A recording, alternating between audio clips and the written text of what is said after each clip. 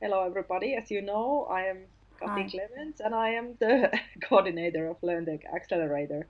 And today we're going to talk about prior information notice, or also called the PIN.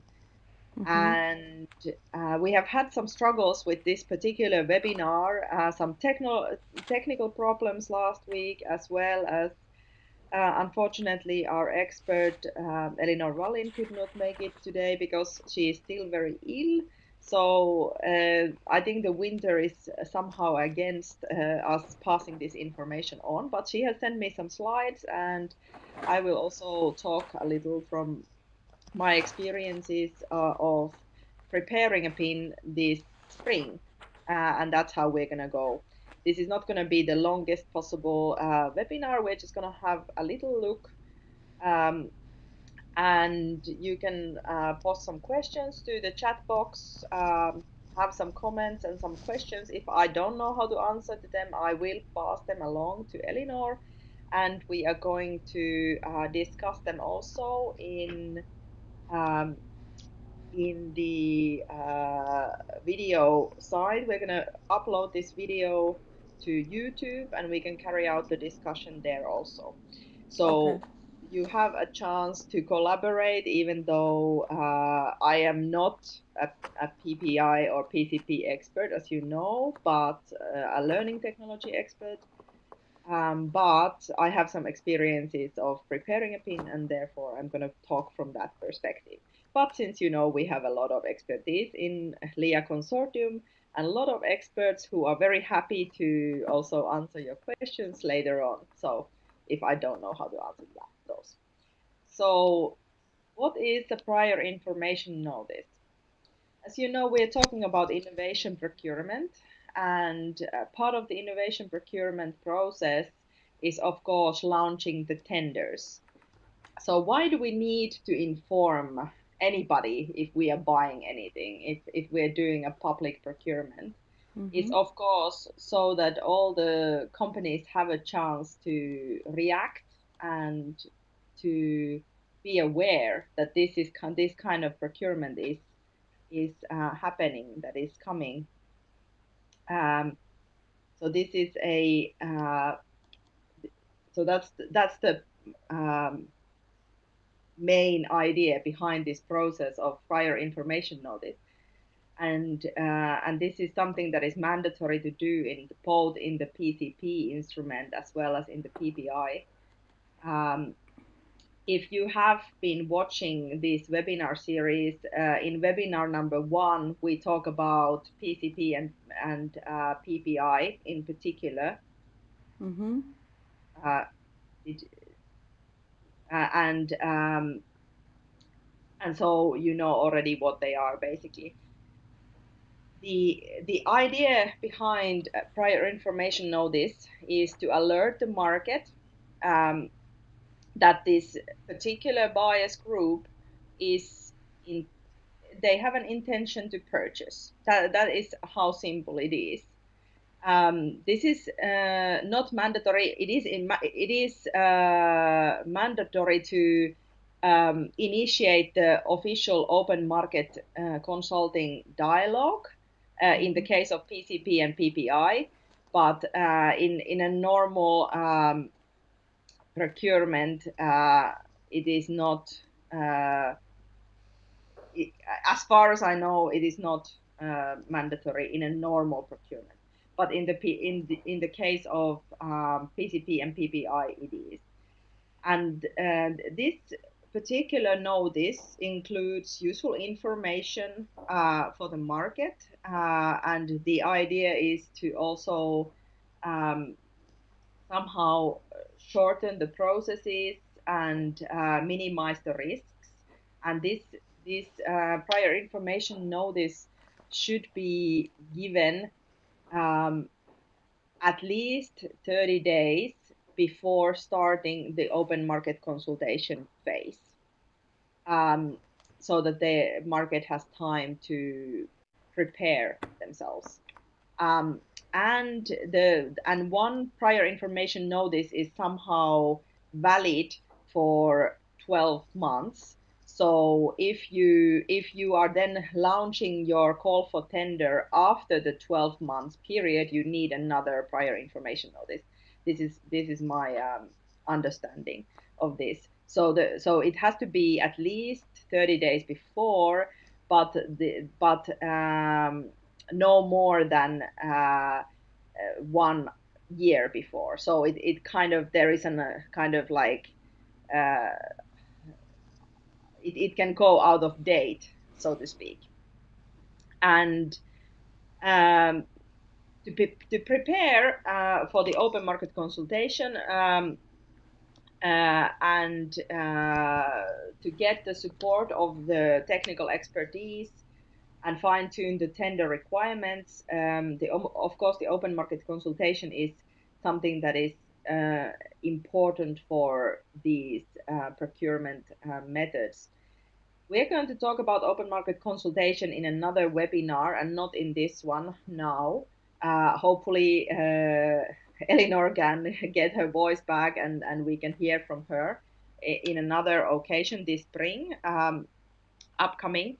But basically, in a short period, if we think in a very condensed way, the ideas behind the open market consultation is that to find out what is currently in the market, what are the kind of technological solutions that we are envisioning. Could they be possible in the case of PCP, or in the case of PPI? Are they currently available in the market? What are the current available solutions in the market? What is the innovation gap for PCP? In PCP, we are looking for products or services that are not in the market yet. And as you know, in the case of PPI, we are looking for something that is in the market or is in the technology readiness level 9 or so. And this is to verify if the challenge is feasible, and also if the kind of planned stages and budget are feasible, or how the technology companies, for example, think about these things. Okay, but I'm going to go on a very more concrete level on this topic. So on exactly what should a group of procurers do if they are publishing a PIN? And what kind of information goes into the PIN? So basically, the way that this works is that Europe has um, uh, a portal called the TED. So not the TED Talks, which we know so very well, but this TED is Tenders Electronic Daily, and this is the common portal for all the procurement happening inside Europe. Okay, and in EU. And how you get there, or how you can get your prior information to the TED portal, is that it has to first be published in the national procurement portal. I have put the example of the Finnish national portal for procurement, which is called Hilma. Do you see it now? Yes. Yes. Okay, Not understandable what we see. Not understandable because it is in Finnish. So Yes. but this is but basically, if you have a Yes, we have them. Yes. If you have a joint project, or if you have a PCP project, you have one lead National. procurer. And for example, if the lead procurer is from Finland, then the Finnish channel is what we go through, even though of course the information is going to be in English in that case. and according to the procurement law, if you are buying something that is over 221,000 euros of goods and services, then you definitely have to publish your procurement in the TED system. And so basically you submit via the Hilma portal. And then, for example, there is like the municipality of Muurame, which is like very close by to where I live, about maybe 10 kilometers from here. They are looking for some accountancy services in here, and they have just published that information in Finnish, of course, in here, and they have informed these things, but these are not so interesting for you, because you just need to know that we publish first in the national portal. Yes, and then there is so the TED system automatically transfers the information with XML file to itself. So then we can go to the TED europa.eu. But before we go to that, I want to show you a couple of words, because there is some issues that we have to cover for or some abbreviations that you need to know about. So there are two things that are specifically important.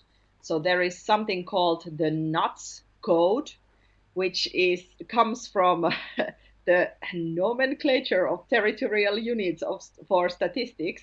And there's actually a Wikipedia page for this. You can look at like the NUTS statistics for Finland online, or for any country. And in Finland, the case is that we don't have that many areas, because we are a very small country. That's why I've taken this example, because of the fact that it's not that big.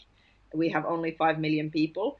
So if we would be looking at the area of so we have, firstly, in Finland we have divided 3 NUTS levels. Okay, so there is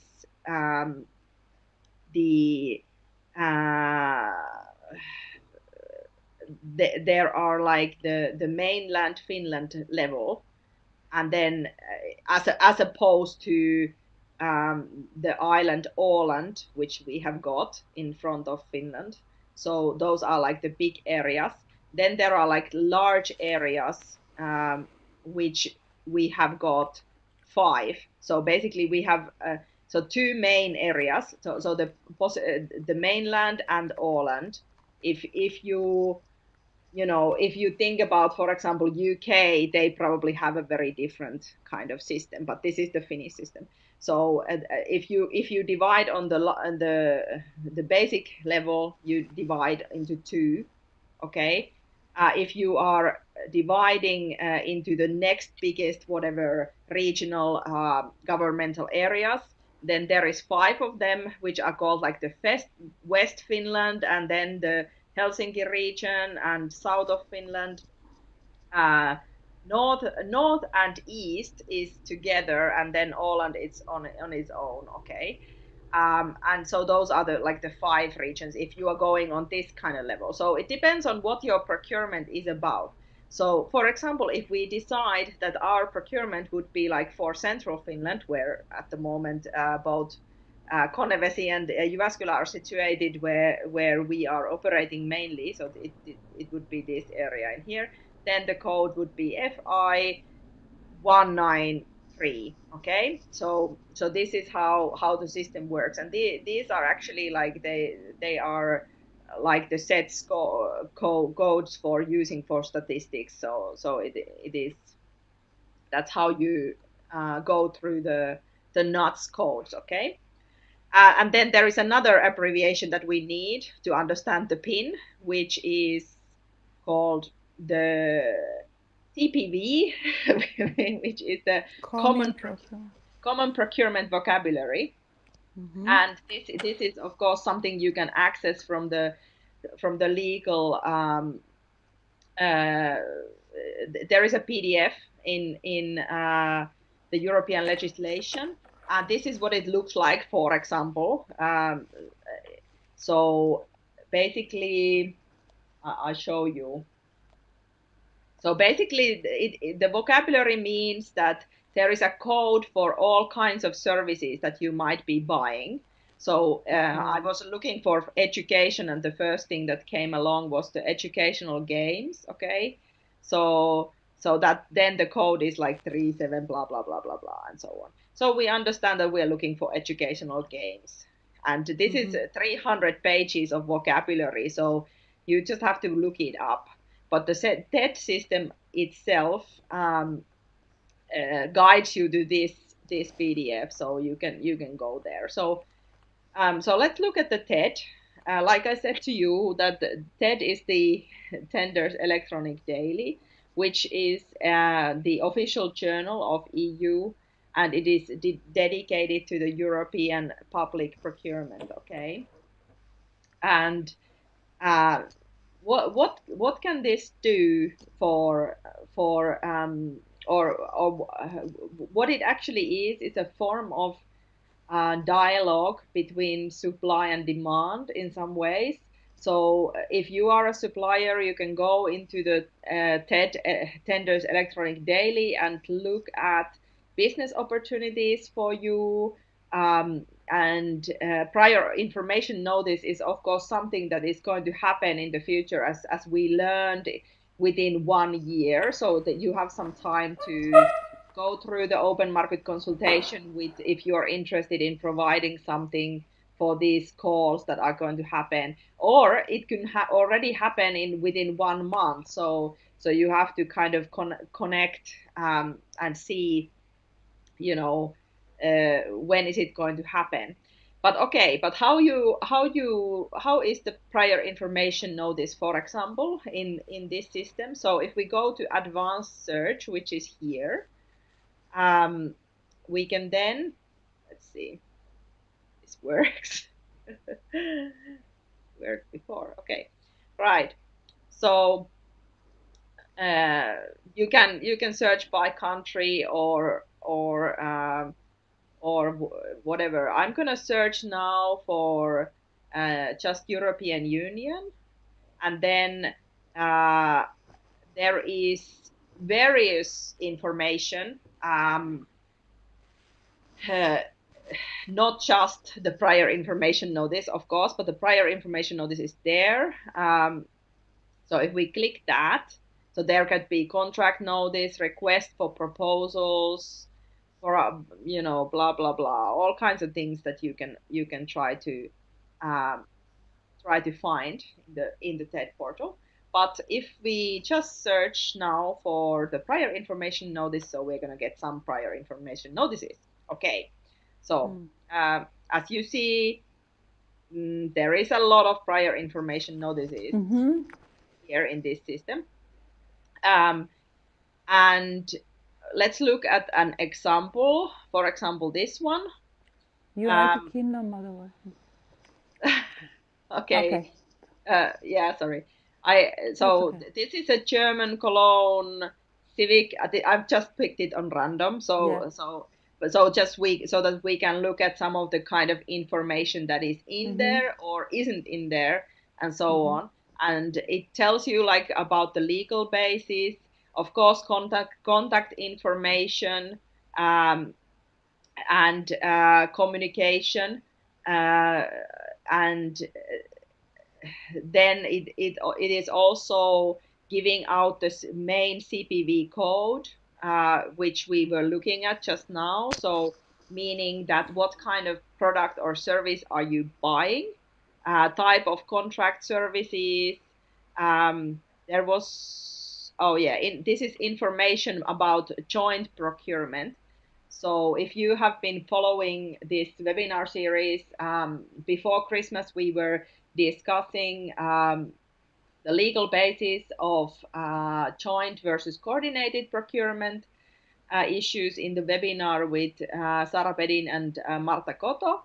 And this is a good one to look again if you have not if you don't remember what happens in that one. But basically, if you have a joint then procurement, that means that the procurement is happening under the legislation of one lead procurer. And if you have a coordinated procurement, then that means that you have the same challenge and need, but each of the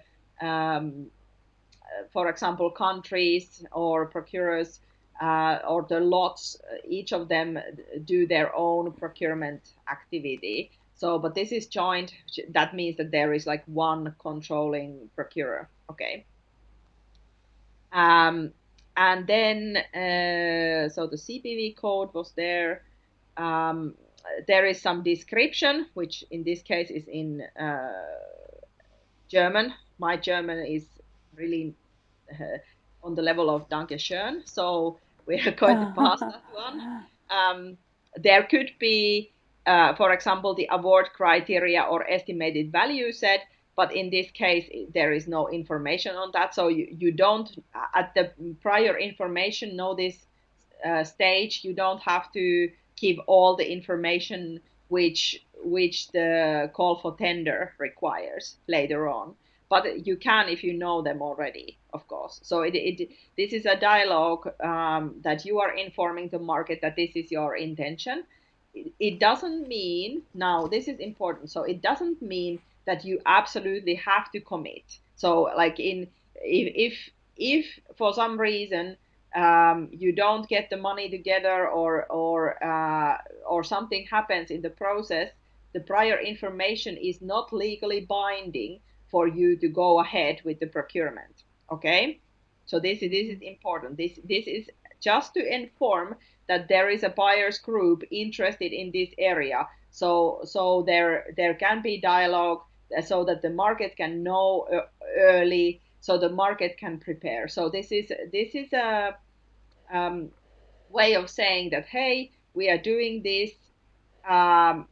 Maybe you would be interested. Come and ask us questions during open market consultation.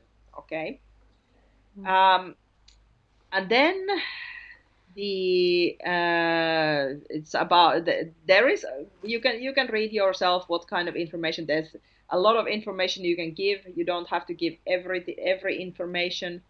And it tells you the review body and also when this information has come available, of course. So this is just an example of, and you can look at the summary,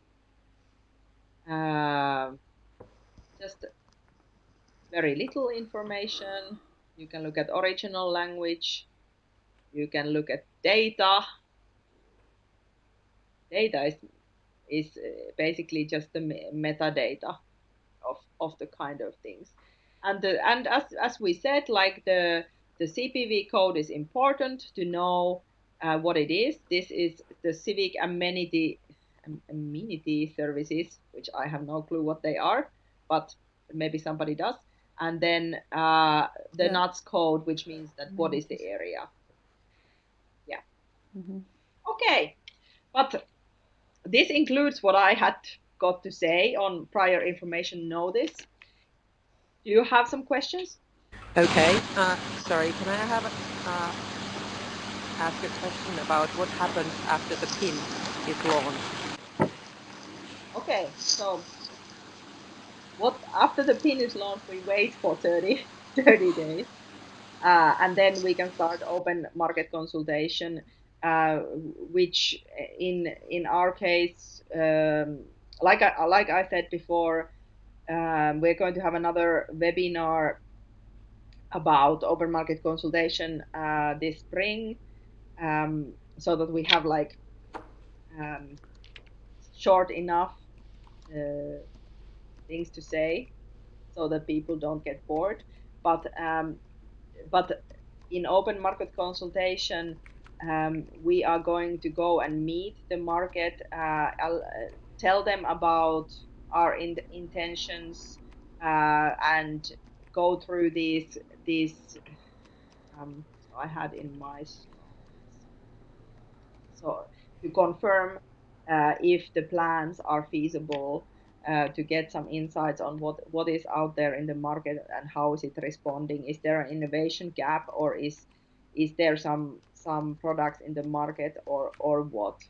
But what happens? But if you mean what happens after the open market consultation period is over, then there is going to be, of course, preparing the invitation to tender.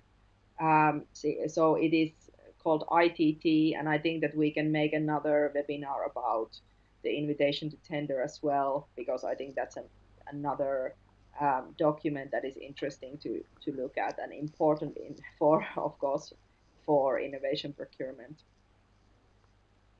So I'm hoping to get an expert to talk who is not ill to talk about that. Yeah.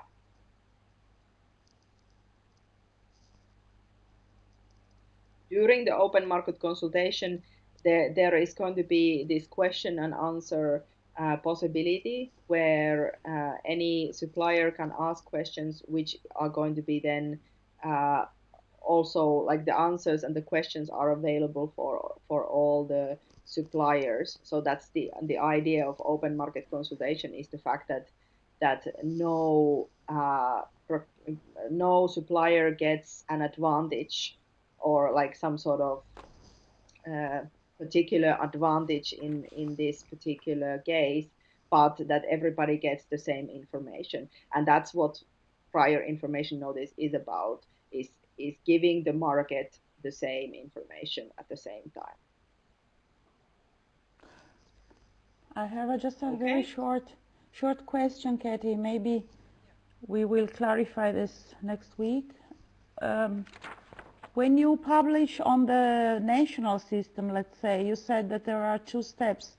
You have to first publish in your national system, and as a second step, it's in the European market. Then when are you free to choose between national or European at the end of the story, or no? No. That's just a procedure. You can't, as far as I understand the process, you don't publish directly to the TED system.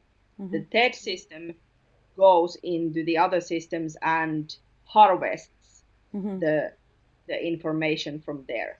Okay. So the TED system is connected to all the national systems in Europe, and then they harvest XML files to publish in their system.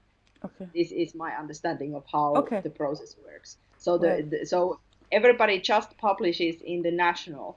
Okay. So the possibilities, if you have a coordinated PPI, let's say, then and let's say that we have 3 procurers involved. So not one is the lead procurer, but everybody it's a coordinated one. So that means that you don't need to have a lead procurer necessarily. Yes. A joint. So in this case, your options are either that you publish 3 pins.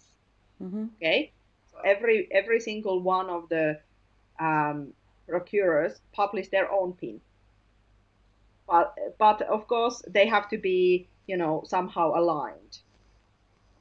But it is maybe not so attractive to the market than to publish just one, because you can of course combine then the fact that there is possibility to access 3 markets because they all have the same need. Okay. So and of course you have to do triple work also. So there are some advantages. So you can, even if you have a coordinated activity, you can choose for one lead procurer to be acting as like the lead procurer on behalf of the 3 others, even though the procurement activities and the legal activities are not going to happen underneath that one. But what you can do is you can, during this prior information notice, you can choose a lead procurer who is going to pass this information along for all the 3, countries, for example, or 3 lots, and act and tell and make just one pin, which of course saves people's time and also is more attractive to the market because you are capable of more purchasing, giving more, you can say that, okay, you have a bigger buyers group. Yes, buyers group. Okay, thank you. Anyone else? Any questions? Okay, if not, then we're going to end this webinar. Thank you all for coming. I think that, so we're going to put this online into our YouTube, of course. Go and see if there was some part that you missed. Next week, we're going to be talking about needs analysis of schools. We have got actually videos that we have already taped last year. And we have experts, I think, from 5 countries talking about the needs. So it is going to be a nice little discussion as well. So hope to see you next week at the same time. Thank you. Okay. Thank you. Bye, Bye. guys. Thank you.